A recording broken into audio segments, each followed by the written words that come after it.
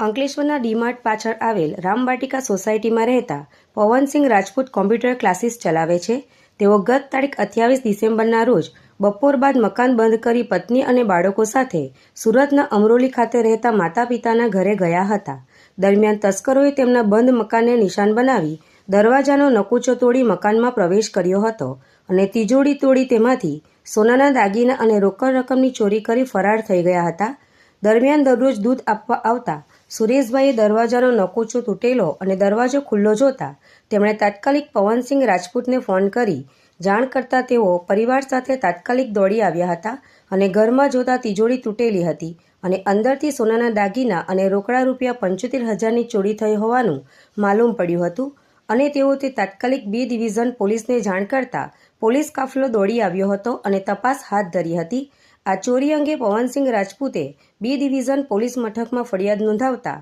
પોલીસે રૂપિયા 2,41,000ના સોનાના દાગીના અને રોકડા રૂપિયા 75,000 મળી કુલ રૂપિયા 3,16,000ની ચોરીનો ગુનો નોંધી तस्करों पगेरू मेड़ववानी कवायद हाथ धरी। मेरा नाम पवन कुमार सिंह है और मैं परसों शनिवार को सूरत गया था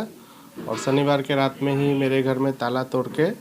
यहाँ रामवाटिका सोसाइटी रूम नंबर 5 में चोरी हुआ है, जिसमें 3,16,000 का मुद्दा माल चोरी हुआ है, जिसका मैंने FIR B डिवीज़न पुलिस चौकी में किया है और उसका छानबीन चालू है।